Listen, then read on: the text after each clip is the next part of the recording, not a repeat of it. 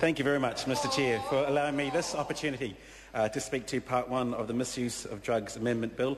And while the Labour caucus is supportive of both this bill and the SOP that has been put forward by the Minister, one can't help but think that the level of hype that's been afforded to this bill and the SOP is a little bit above its station. In relation to the SOP that the Minister has put in front of us around the banning of synthetic cannabis, what mums and dads out there in New Zealand wanted was a consistent message from the Minister around what he was going to do with the likes of chronic, but we have not had that. But while I congratulate the Minister for coming to a position, we have not had a consistent position for the last 4 months, because around 4 months ago, when the Minister was asked about limited sale advertisement of synthetic cannabis, what did we get from the Minister? It wasn't the position that we see in the SOP today. It was, I have instructed the Ministry of Health to begin the process of putting the necessary controls in place. I expect these to come into effect next year. So there wasn't so much urgency around that, and just like mums and dads may have got a whiff of chronic from their son or daughter's bedroom or the garage, I think the Minister may have got a whiff of public sentiment and the public mood, and he decided that things had to move a little bit quicker than he first had anticipated. And it was a little bit, there was some movement on June the 3rd on why he had not banned synthetic cannabis. What was the response then? The response then was that the evidence wasn't strong enough to go that far, and that I didn't want to go down that path. But we have taken a step closer to that in this SOP that is before the House now, and I think that the mums and dads out there who are looking for a consistent message will be happy with that. But just a month and a half ago, another question was asked around the Law Commission recommendations. And the response from the Minister on that occasion was that the government was under certain statutory requirements and that we have complications of a general election occurring, and I'm glad that those complications have been sorted out since June 17. And today, or yesterday, as this announcement was made, late yesterday afternoon as this announcement was made, the message finally from the Minister, frankly, I felt like we couldn't wait. I wanted to make sure we had a mechanism that simply removes these items from our shelves completely. So it did take 4 months, but we did get a result in the end. Inconsistent messaging around that, but we do support the fact that this SOP has been introduced to the House, so finally we do have some form of action on banning the synthetic cannabis. We do support that, but the fact that how we got there does leave a few questions to be answered around that. In terms of Part 1 of the bill at the moment, we believe that it will do no harm, but we think it could have gone further. Again, this is another instance where the hype might not exactly marry up with what is included in the bill. This bill looks to control ephedrine and pseudoephedrine on the government's war on P. But as I've said in a previous contribution on this, I think this is more really a fracas on P. It's not really a war on P. If the government was really serious about a war on P, and it's making a huge capital out of it as it sends out its pamphlets on the war on P, this bill itself does not take serious action, and I think is more politics rather than taking serious action against the war on P. Clause 4, which I understand does include pipes, utensils.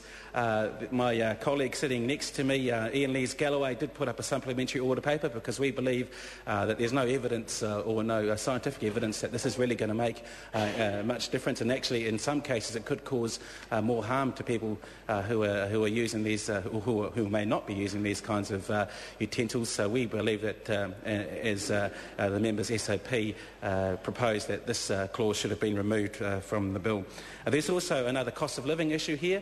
Now that those who have got serious colds or flus now may have to go to the doctor to get hold of the good stuff in terms of ephedrine and pseudoephedrine. How much will cost? Absolutely. The Ministry of Health has not done sufficient work about what cost implications that is going to have for families who are struggling to make ends meet, and also on what kind of impact that will have on the workload of general practitioners who may now, during the winter months, have a flood of people who are coming to them to ask for medicine which was readily available through pharmacies before this law came into effect. So, Mr.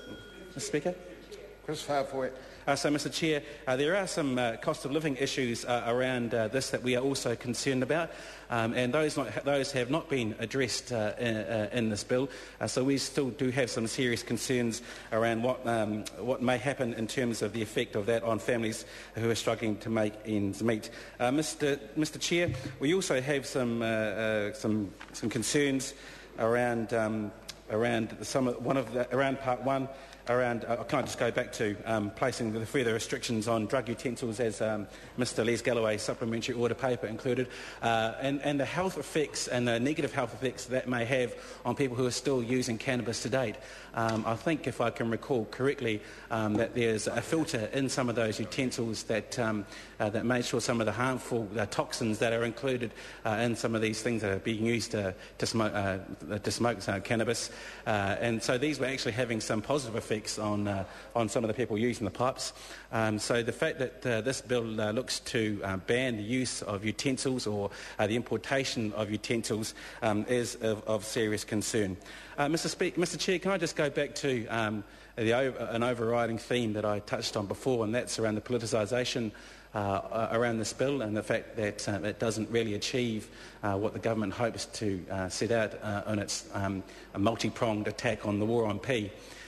We believe that this doesn't really address the issue around making sure we can cut down the production and use of P in our communities. There is absolutely no debate that P is a massive problem in our communities, as certainly is in the electorate that I represent.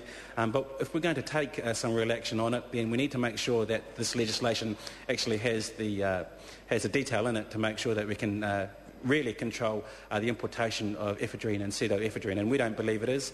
It's my understanding that around 80% plus of the pseudoephedrine that's coming into New Zealand for the manufacture of P isn't actually coming through the corner pharmacy.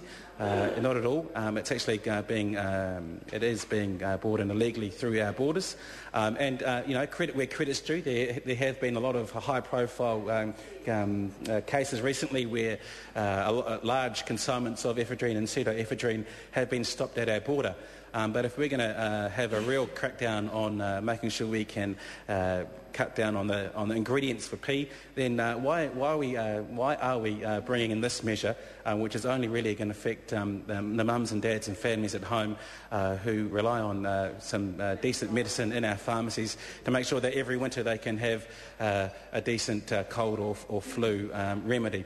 Mr Speaker, this doesn't really take us in the direction that we need to on the war on P. It's off target in a way because, as I say, the main factor in this war on P should be making sure we crack down on the supply of and the importation of ephedrine and pseudoephedrine at our borders. And Mr Chair, just to finish again, this does not address the real issue around the production of P. It's purely window dressing, and it's also, while we do support the SOP that the Minister has introduced, again, the way that we got there, we are very happy that we got there, but the way that we got there leaves a lot to be considered. Michael.